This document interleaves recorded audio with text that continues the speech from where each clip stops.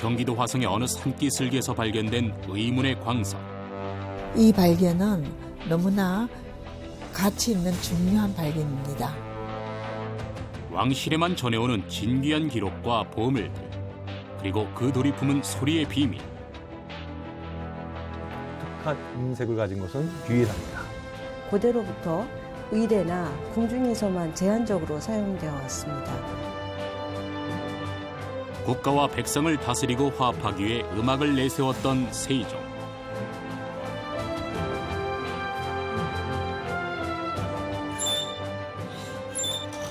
조선음악의 모든 것은 세종의 손에서 완성되었다.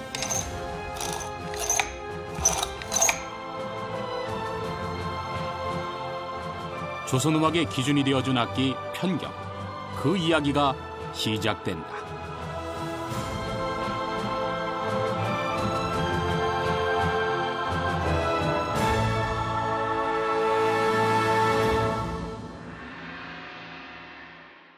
돌 많기로 유명한 건달산.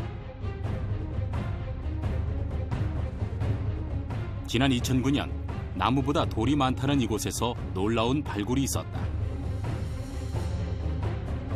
돌사늘에 깊이 묻혀있던 진귀한 돌을 찾아낸 것이다. 600년 넘게 잠들어있던 돌이 현대인의 손에 의해서 긴 잠에서 깨어나게 되었다.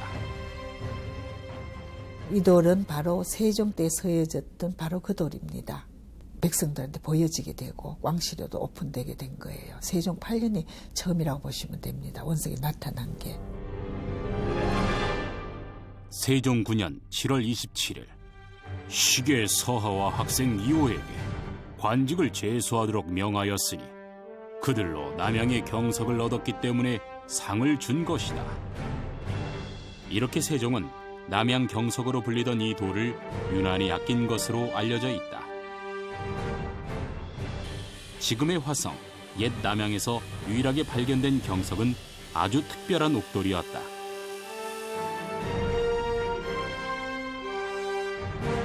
중국산 옥돌과는 또 다른 진귀함을 가진 남양 경석은 왕실에서도 다양한 쓰임새로 사용되었다. 왕이 즉위하실 때마다 몰려지는 옥책, 올려지는 옥책이라든가 또 그 여러 존호, 시호를 올리는 어보라든가 우리의 역사 궁중유물 속에서 다양한 용도로 그 서임을 볼 수 있겠습니다. 궁중 유물에만 사용되어 궁중옥으로도 칭했던 남양 경석. 조선 왕조의 상징물로 불릴 정도로 특별한 의미를 가진 돌이었던 것이다.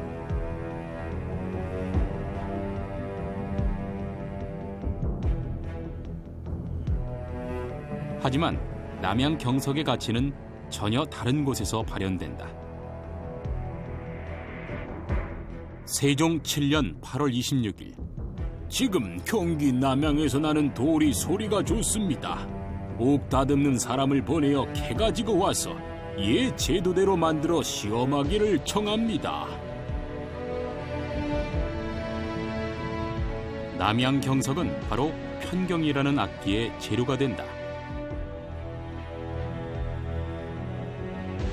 편경은 나무로 된 장식이 아름답게 어우러진 틀에 16개의 경석을 나누어 건 다음 그 경석을 쳐서 소리를 내는 요율 타악기이다. 고려 예종 때 중국에서 수입된 이래로 아주 제한적인 국가 의례에서만 사용이 됐었고 국내에서는 자체적으로 그거를 만들려는 생각을 한 번도 한 적이 없었던 것 같습니다. 그런데 중국에 의존해오던 관례를 깨고 조선시대 세종 때에 그 악기를 직접 만들려는 계획을 세우고 그래서 그 옥돌이 어디에 있는지 산지를 찾게 되고 마침내 그 옥돌이 발견되자 세종 때에는 짧은 기간 동안에 무려 600여 개에 달하는 편경을 집중적으로 제작하기에 이릅니다. 음악은 세종에게 백성을 선한 곳으로 인도하는 방법인 동시에 이치에 이르는 표현 수단이었다. 세종에게 유교 정치는 곧 예약 정치, 음악과 정치가 하나였던 것이다. 백성을 사랑하듯 음악을 사랑하고 음악을 하듯 정치를 하고자 한 세종. 예약 정치의 꿈을 실현하기 위해 기존의 음악과 무용을 정비하고 새로운 악기를 제작하기에 이른다. 조선조는 국교를 유교로 선포한 나라입니다. 그렇다 보니까 유교의 예약 사상에 입각한 제도 정비가 시급했는데, 유교적 음악은 음악과 정치가 하나의 맥락 속에서 이루어져 있고, 그 정치와 음악은 일체라고 하는 그런 의식 속에서 선숙된 사상이기 때문에 아주 중요한 의미를 지니고 있죠.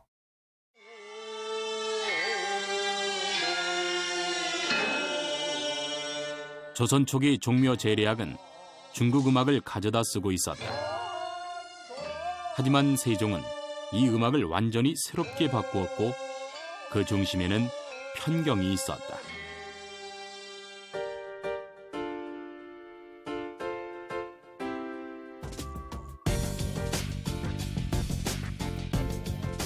세종의 예약 정치를 현실로 실현한 인물은 바로 박연이었다. 박연의 끊임없는 연구를 통해 조선 음악의 기틀이 세워지게 된 것이다. 박연 선생은 음악적으로 조선에서 최고였다라고 해도 과언이 아닐 정도로 상세한 그런 내용들을 알고 계셨고, 세종 임금이 이런 많은 음악적인 작업을 할 때 그 옆에서 가장 중요한 역할을 했던 인물이기도 합니다. 국악의 고장으로 유명한 충청북도 영동에서 태어난 박연은 어려서부터 피리를 잘 불기로 유명했다. 피리 부는 소년 박연은 과거 급제 이후 음악과 멀어지게 되지만 세종과의 만남을 통해 다시 그 재능을 발휘하게 된다.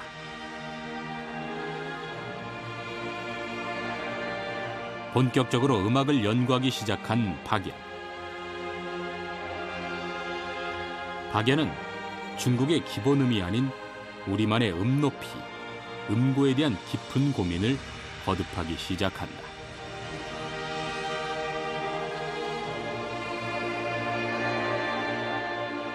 역대로 그 기본음은 수시로 변해왔기 때문에 기준으로 삼을 만한 음이 없다는 것을 확인하게 됩니다. 그래서 어떻게 음을 정할까라고 하는 연구부터 다시 시작하게 되고, 음의 원리에 대한 연구를 하기 위해서 명나라에서 수입해온 율려신서라고 하는 책을 연구하게 되고, 그 책에서 말하고 있는 음의 원리들을 파악해서 음고를 정하게 됩니다.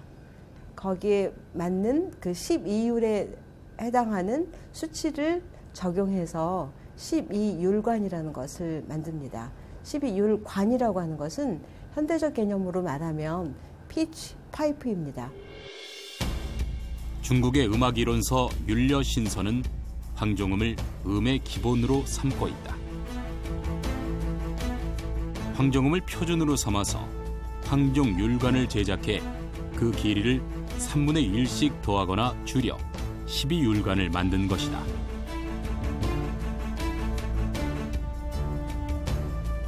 기준이 되는 황종율관은 곡식인 기장알을 90개만큼 늘여놓은 길이와 같고, 그 황종율관을 중심으로 나머지 음도 만들 수 있었다.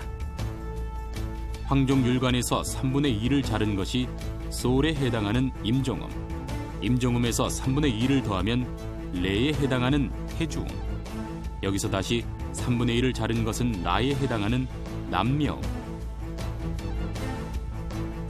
이렇게 3분의 1을 더하거나 줄이는 3분손익법으로 12음을 만들 수 있었다.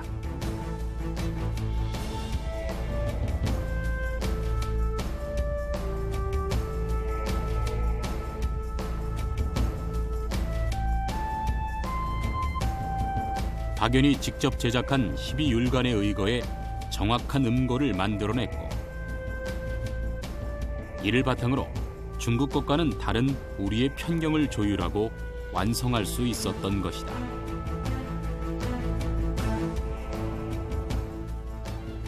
율관이 먼저 제작이 되고 또 그에 발맞춰서 편경을 중심으로 해서 많은 악기들이 더불어서 이 제작이 되는 거죠. 세종 때의 그 음악 정비라고 하는 것은 일대 혁신을 이루었다고 해도 과언이 아닙니다. 박연이라고 하는 인물이 악기에 관한 원전 연구를 면밀히 하고 실험을 끊임없이 하게 되는데요. 세종께서는 그렇게 부지런한 박연을 옆에 두고 박연이 어떤 의견을 내면 다른 원전을 보았는지 질문합니다. 원전 비교를 끝냈으면 그림으로 그려오라고 합니다. 그래서 계속적인 보고서가 축적이 되게 돼요. 이런 과정에서 나왔을 법한 그 제작 보고서 등이 성종 때에 완성되는 악학괴범의 기본 저술이 됩니다.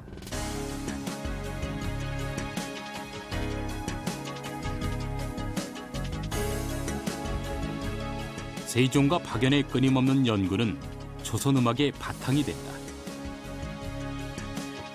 그 토대 위에서 완성된 악학괴범은 우리 음악사에서 가장 귀중한 자료가 된다. 성종의 명에 의해 제작된 악학괴범은 궁중음악은 물론 당악이나 향악에 관한 이론 및 제도, 법칙 등을 그림과 함께 설명하고 있다.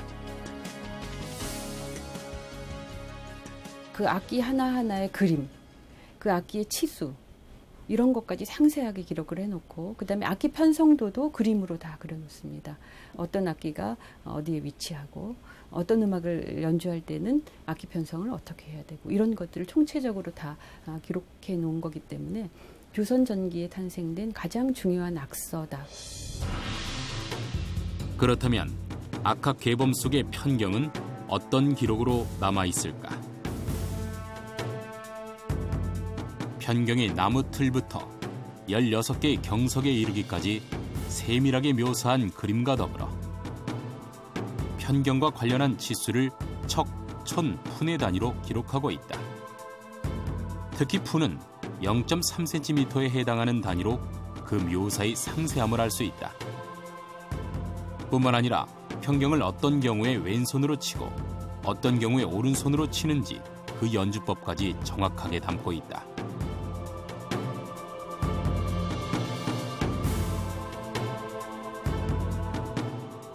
현존하는 유일한 편경 제작가 김연곤 악기장. 그는 악학괴범의 기록에 따라 편경 복원 제작에 성공했다.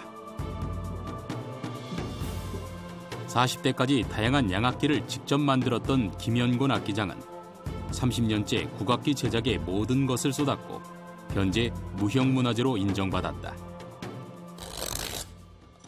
편경을 만들기 위해서는 본을 뜨는 것부터 시작한다. 돌 위에 본이 떠진 대로 쇠줄을 갈아가며 돌을 잘라내야 한다. 단단한 돌을 자르는 이 과정은 가장 힘든 과정이기도 하다. 그 다음은 편경을 나무 틀에 걸 수 있도록 구멍을 내야 하는데 이 과정 역시 사람의 손으로 쉼없이 돌을 갈아내야만 완성될 수 있다. 돌을 가공한 데는 물이 안 들어가면은 아무리 좋은 연장이라도 그 금방 그 열을 받아가지고 날이 다 망가져 버리죠. 그래서 우리가 낫을 갈거나 칼을 갈아도 항상 물을 주면서 갈잖아요. 그러니까 모든 금속이 열을 받고 그냥 직접 마찰을 하면은 그 전부 가공이 안 되죠. 그래서 이제 물과 그 정옥사를 거기다 뿌리면서 계속 문지르면 이제 잘 그게 뚫리게 되어 있습니다. 편경의 표면을 다듬고 두께를 조절하기 위해 정옥사를 뿌리고 문지르는 과정을 거듭하게 된다. 편경의 모서리를 다듬는 데는 숫돌을 사용한다.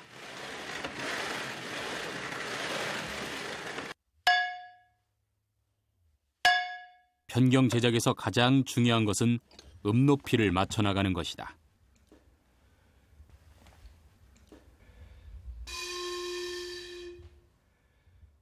각 율관을 불어가며 정확하게 그 음을 낼 수 있도록 편경의 크기를 끊임없이 조절해 나간다.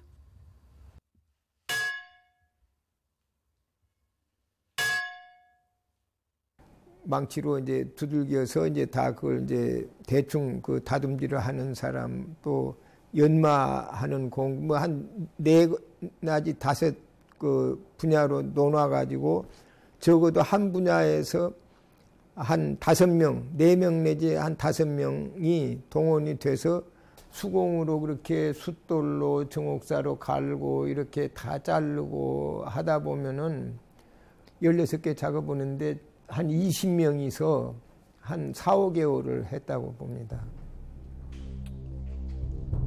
편경을 만들 수 있는 돌이 발견되고 박연에 의해 편경 음률까지 맞출 수 있게 되자 세종은 2년에 걸쳐 무려 600매에 가까운 편경을 깎아낸다. 얼마나 많은 관심과 인력이 동원됐는지 짐작할 수 있는 대목이다.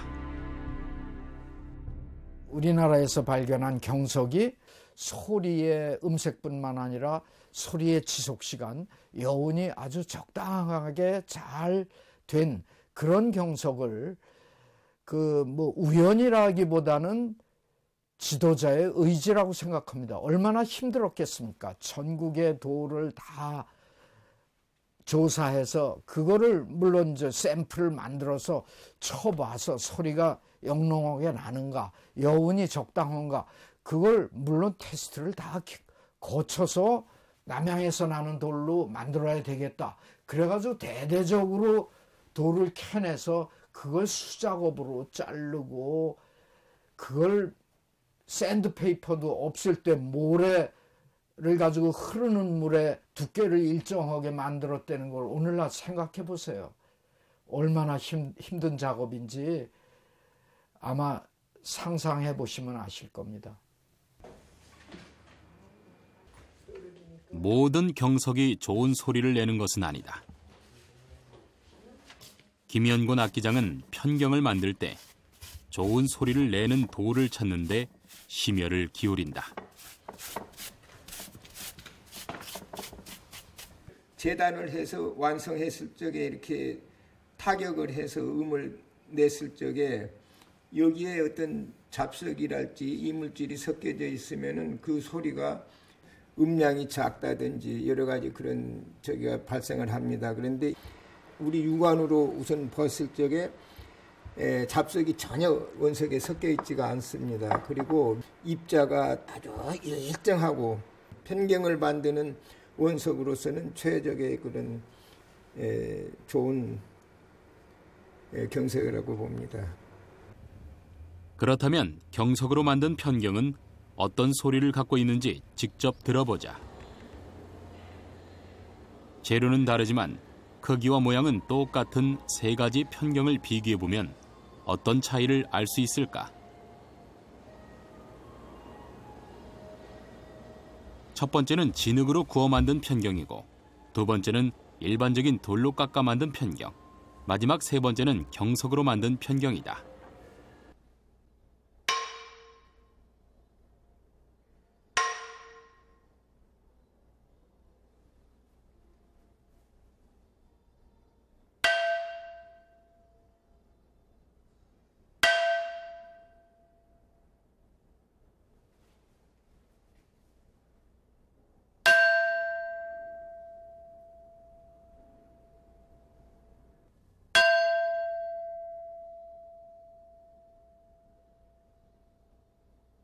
편경은 돌이지만 그걸 타격했을 때 그 안에서 밴딩 웨이브, 그 굽힘파의 진동이 일어나게 됩니다.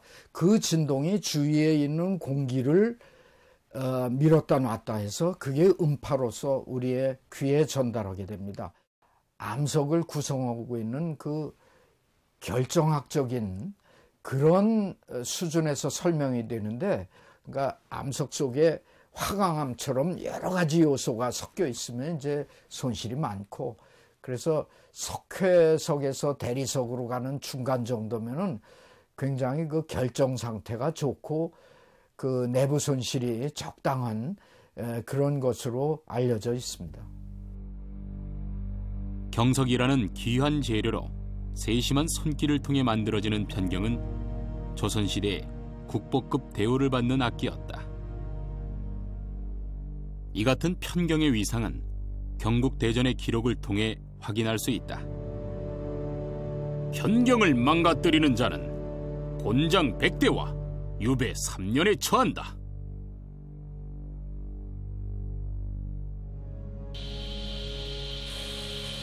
기계화된 현대적인 도구를 사용하더라도 편경 제작이 수월치 않기는 마찬가지다.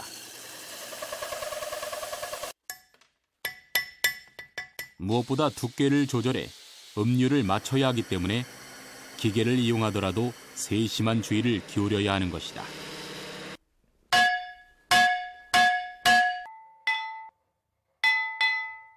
달라진 게 있다면 박연이 만든 율관 대신 현대식 음정 조율기를 사용한다는 것이다.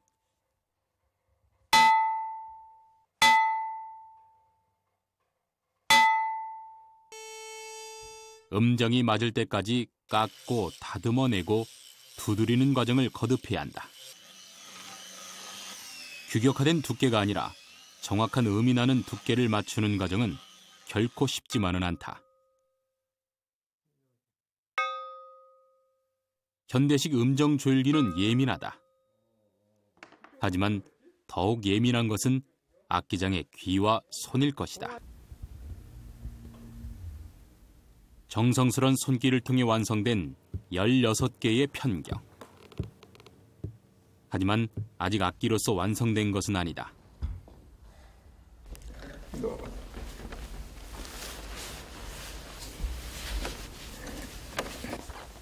나무 틀에 걸어 고정시키는 건 역시 악기장의 몫이다. 어떻게 매다는가에 따라 편경의 국명이 달라질 수 있기 때문이다. 아까 그 식으로 했는데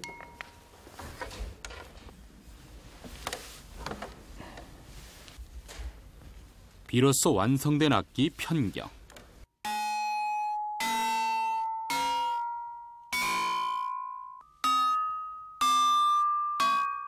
잘 안 맺으면은 이제 어느 부분이 너무 세게 맺었나 어디가 삐뚤어져서 가로장에 이제 경석이 닿나, 경석이 이 목재 닿으면은 공명이 죽죠. 그래서 이제 그걸 전부 점검을 하는 거죠. 편경이 중요한 것은 귀한 재료를 어렵게 만들기 때문만은 아니다. 돌이라는 소재 특성상 조율이 필요 없는 유일한 악기이기 때문이다.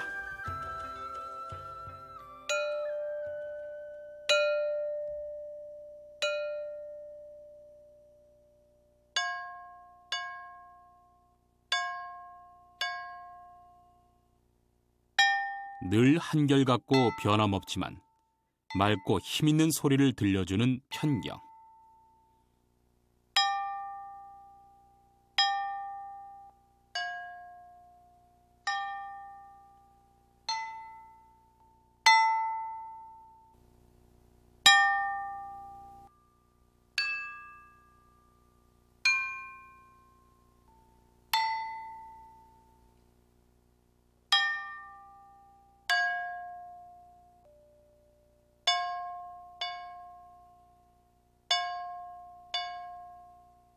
경석이라 해서 같은 돌멩이라도 울림이 있는 그런 돌멩이로서 그 칠 때 아주 청아하고 그 소리가 맑고 아주 청아해서 악기로서는 상당히 그 참 매력 있는 악기라고 볼 수 있습니다. 악기로서의 편경의 매력은 어디에서 찾을 수 있을까? 그 음색이 가진 비밀은 무엇일까?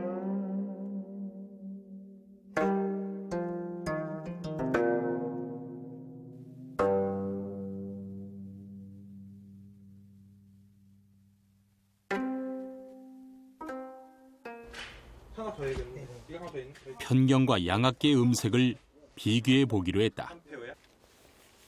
김현곤 악기장이 남양 경석으로 직접 제작한 편경을 비교 테스트에 사용해 보았다. 저희가 빛을 볼 때 하얀 빛으로 보이지만 그 스펙트럼 분석을 해보면 무지갯 빛이 나오지 않습니까? 그렇게 소리에도 스펙트럼이 있습니다. 그래서 그걸 배음이라고 하는데 그 배음들을 한번 피아노와 편경을 비교 분석해 갖고 어떤 차이가 있고 우리 귀에 들리는 게 어떻게 눈으로 보여지는지 그걸 한번 찾아보고자 합니다. 편경과 피아노 모두 도에 해당하는 음을 쳐보기로 했다.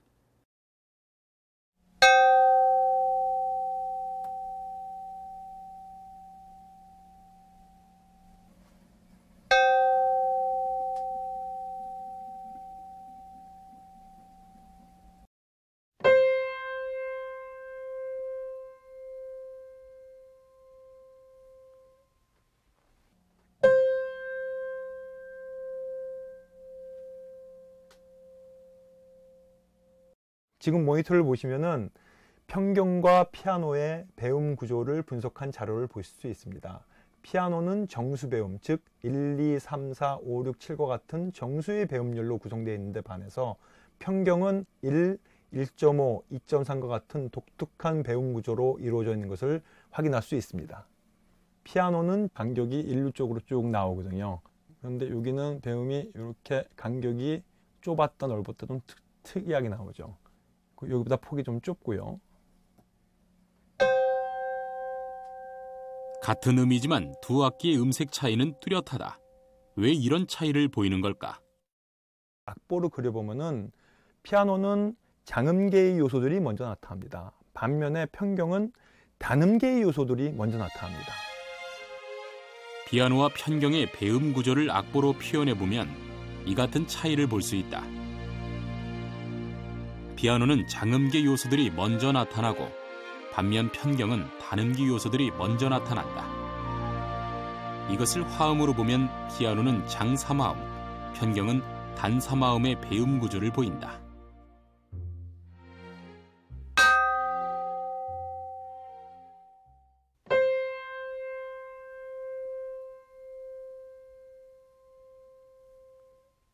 한번 피아노를 쳐보면요.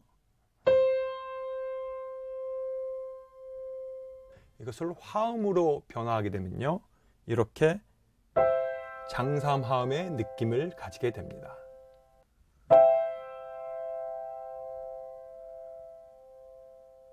반면 편경은 좀 독특한 구조의 배음을 가지고 있습니다.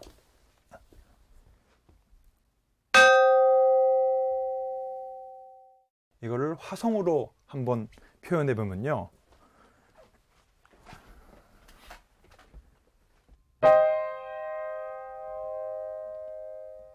이렇게 단삼화음과 같은 느낌을 가지고 있습니다.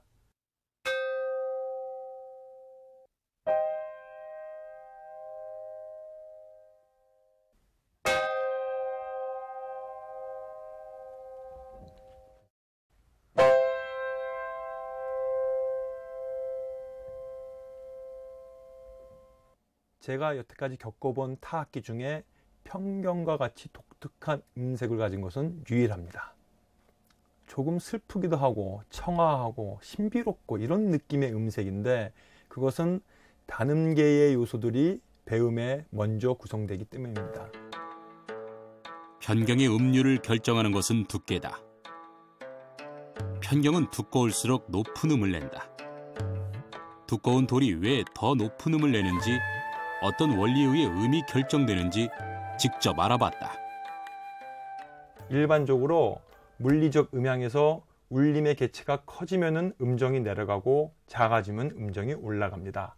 하지만 편경은 울림의 개체가 돌이다 보니까 같은 규격을 유지하면서 같은 음색을 유지하기 위해서 음정의 조절을 바로 이 경석의 두께로서 한 것입니다. 한번 들어보실까요?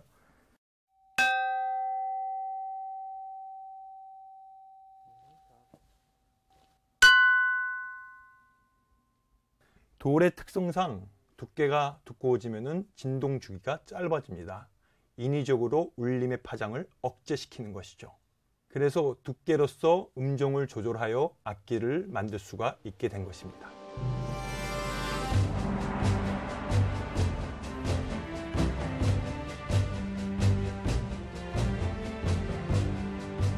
세종은 우리 국악사에 있어 큰 족적을 남긴 인물이다. 이곳 박물관에서도 세종의 다양한 업적을 만나볼 수 있다. 세종은 예약 정치, 즉 통치 이념을 구현하기 위해 음악에 관심을 갖기도 했지만 그 자신의 음악을 좋아하고 조예가 깊었던 것으로 널리 알려져 있다. 박영과 함께 음체계를 제정하고 악기를 만들어낸 건 모두 그 같은 관심의 반영일 것이다. 다음과 같은 일화가 있다. 세종 15년 1월 1일 경석을 얻는 것이 이미 하나의 다행인데 지금 소리를 들으니 또한 매우 맑고 아름다워 내가 매우 기뻐하노라. 다만 이칙 일매가 그 소리가 약간 높은 것은 무엇 때문인가 하니 연이 즉시 살펴보고 아뢰기를 가늠한 먹이 아직 남아있으니 다 갈지 아니한 것입니다 하고 물러가서 이를 다시 갈아 먹이 다 없어지자 소리가 곧 바르게 되었다.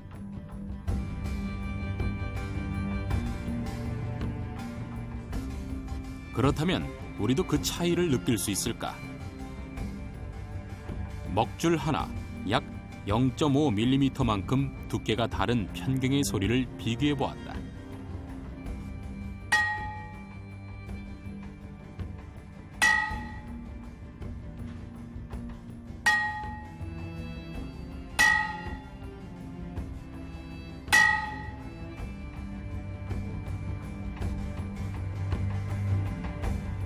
세종은 이처럼 미세한 차이도 알아챌 수 있을 만큼 음감이 뛰어나고 음악적 조예가 깊었던 것이다.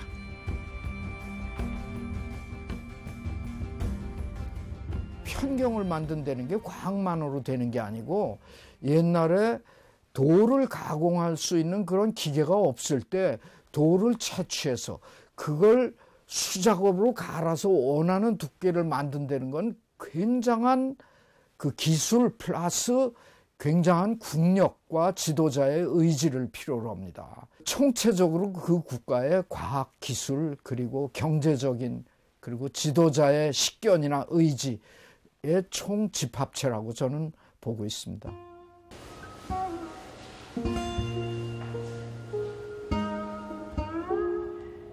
음악과 관련한 세종의 놀라운 업적 중의 하나인 정감보.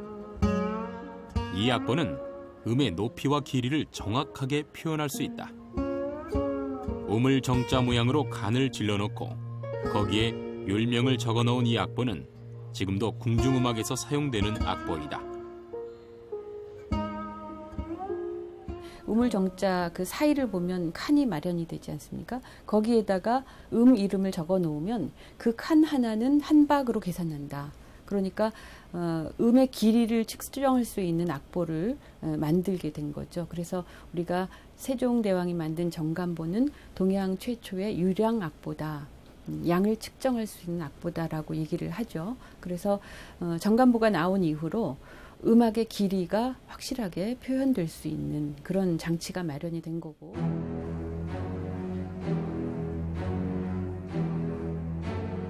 세종의 도전은 계속되었다. 왕조의 모든 역량을 총결집시켜 궁중음악과 무용을 새롭게 정비해 회례연이라는 연회를 만들기도 했다. 오늘날 전해지고 있는 종묘 제례악 역시 세종 때 구축된 것이다. 예를 지키고 소통하기 위해 음악으로 나라를 다스린 것이다.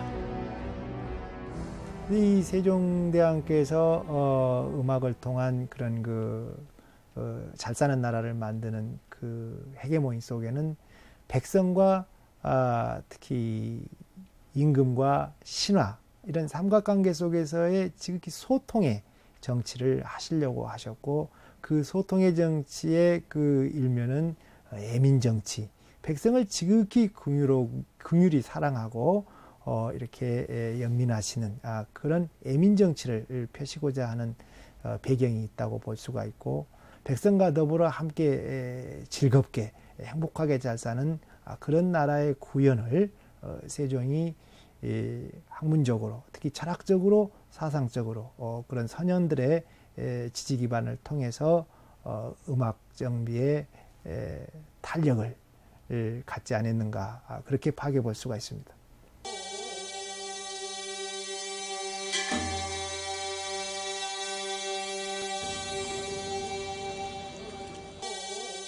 종묘 제례악은 조선시대 역대 왕과 왕비의 신의를 봉안한 종묘에서 지내는 제사 때 사용되는 음악이다.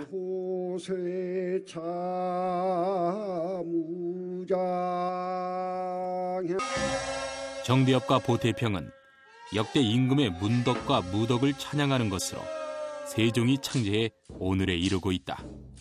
종묘제례악에 연주되는 보태평 정대엽의 그 가치라고 하는 것은 세계적으로 유일무이하다고 봅니다.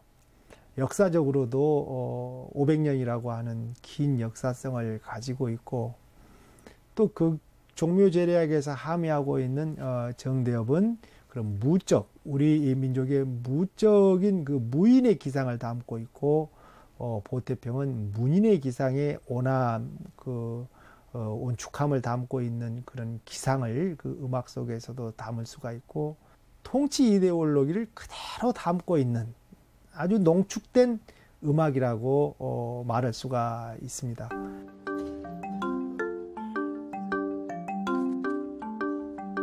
종묘 제례악은 유교 문화권에서 유일하게 맥이 끊기지 않은 왕실 제례 음악이다. 그리고 현재 그 맥을 잇고 전승해 나가기 위한 노력이 계속되고 있다.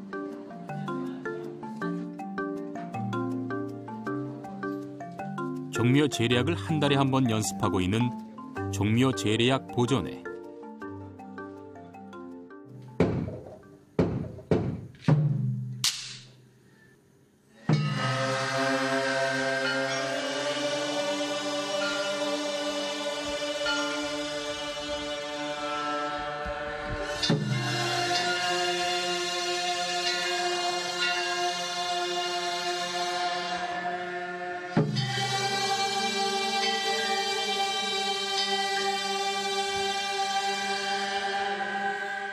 종묘 제례악에 사용되는 모든 악기의 기준음이 되는 것은 바로 편경이다.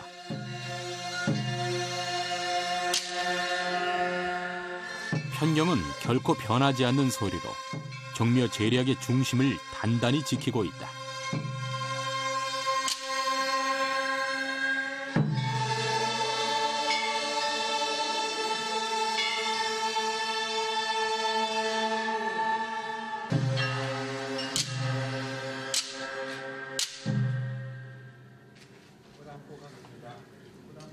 당시에는 이 보유자, 개인 종목이라고 해가지고 이 보유자를 갖다가 20명으로 문화재를 지정했었는데, 이제 계속해서 지정하지 않고 돌아가시고 그래서 3년 전부터는 이 보유자가 끊긴 상태입니다.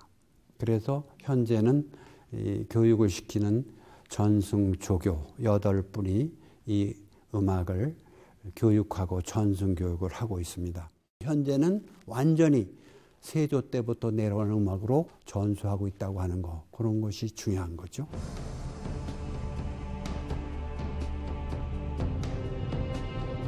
철저한 탐구심과 음악에 대한 사랑, 그리고 국민을 긍휼히 여기는 마음이 하나 되어 만들어진 악기가 있다. 우리 음악을 자주적이고 새롭게 만들고자 했던 세종의 노력은 편경의 맑은 소리가 되어 오늘까지 전해지고 있다. 단단한 돌 속에 새겨진 우리 선조들의 음악과 삶. 편경의 특별한 소리는 언제까지고 그 견고함을 잃지 않을 것이다.